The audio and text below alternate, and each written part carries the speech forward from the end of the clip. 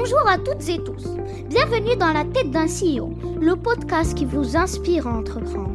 Je suis le petit cousin de Yassine Scali et toutes les semaines, nous allons vous proposer une interview exclusive avec de super entrepreneurs.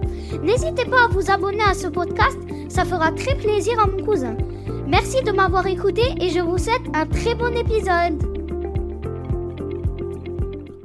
Ce podcast vous est présenté aujourd'hui avec notre partenaire Why, We Are Innovation by BNP Paribas. Why, c'est le dispositif d'accompagnement des startups de BNP Paribas. Mais c'est bien plus qu'un accompagnement financier. Concrètement, ils offrent un accès à un réseau de partenaires de qualité. Ils mettent à disposition des ressources comme des bureaux, tout un écosystème et des experts qui vous accompagnent dans la création et la croissance de votre startup. Si vous souhaitez bénéficier de leur accompagnement, ça se passe en bio, je vous ai mis le lien pour rejoindre leur programme. Encore merci à Why de nous permettre de réaliser cette interview qui, je l'espère, vous inspirera.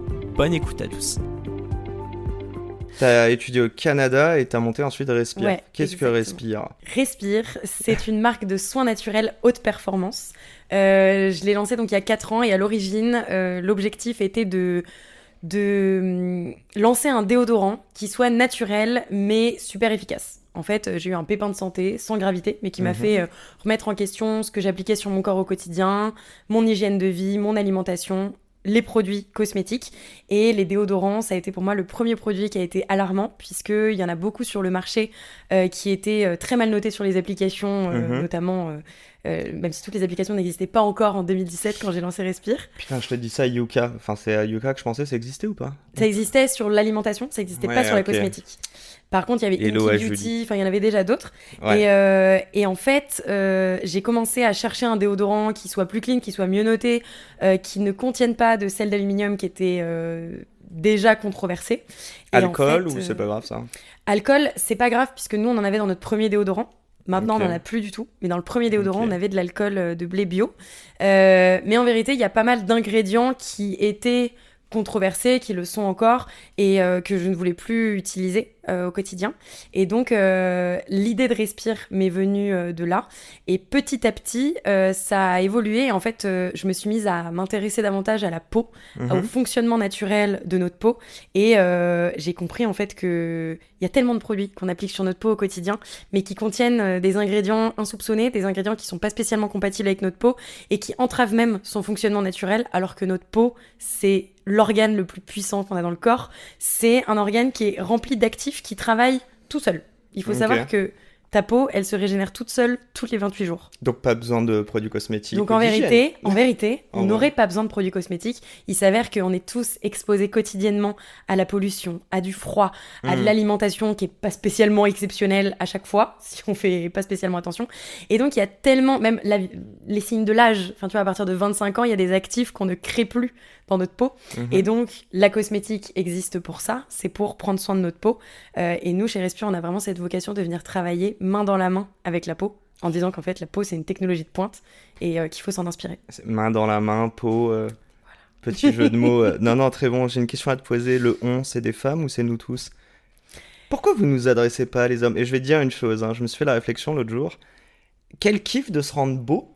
Tu vois ce que je veux dire, de mettre des produits, et depuis tout à l'heure tu m'en parles et je me suis dit, est-ce que, c'est une autre question que je voulais te poser un peu deux en une, mais est-ce que c'était adressé particulièrement aux femmes parce que les femmes mettent beaucoup de produits sans forcément se rendre compte de la composition ?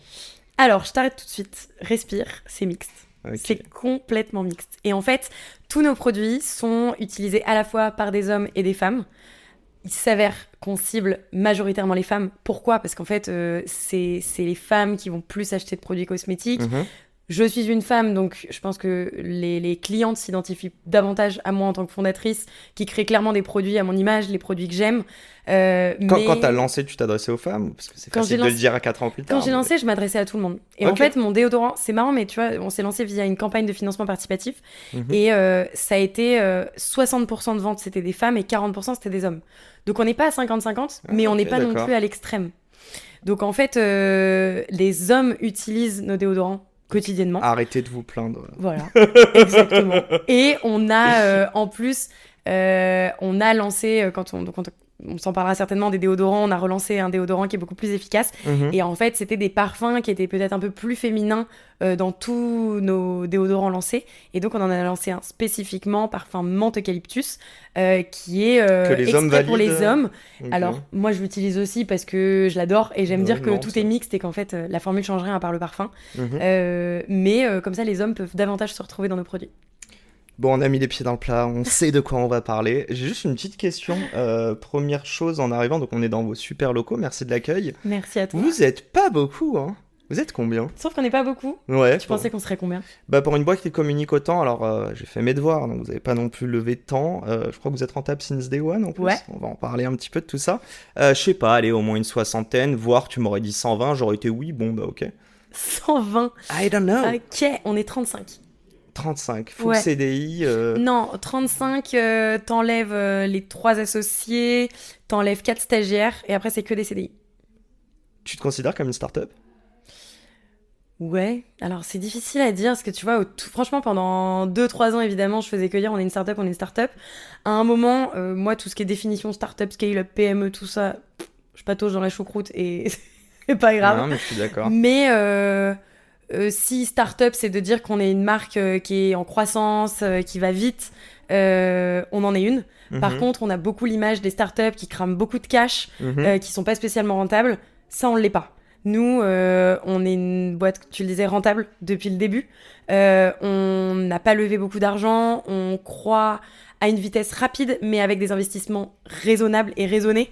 Et si tu veux, Thomas et moi, on a le sentiment, donc Thomas c'est mon cofondateur, on a le sentiment d'être... je pense qu'on n'est pas radin dans nos lives, mais genre chez Respire, je pense que je parle pas du tout des salaires des salariés. Non, mais chaque euro dépensé. Mais par contre, chaque euro dépensé, on les réfléchit vraiment. Et en fait, quand on a levé de l'argent l'année dernière, on s'est retrouvé avec l'argent dans les caisses et on s'est dit, mais en fait, on peut dépenser quoi. On peut faire cette activation de communication. Et en fait, on a du mal, tu vois. Et même moi, genre, le jour j'ai signé un devis à 7 500 € pour une activation de com, ça me paraît énorme.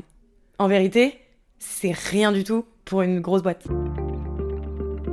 Et c'est la fin de cet épisode. Si cet épisode vous a plu, n'hésitez pas à nous soutenir en nous mettant 5 étoiles sur les plateformes, en vous abonnant évidemment et en nous laissant des commentaires. Hâte de vous retrouver la semaine prochaine.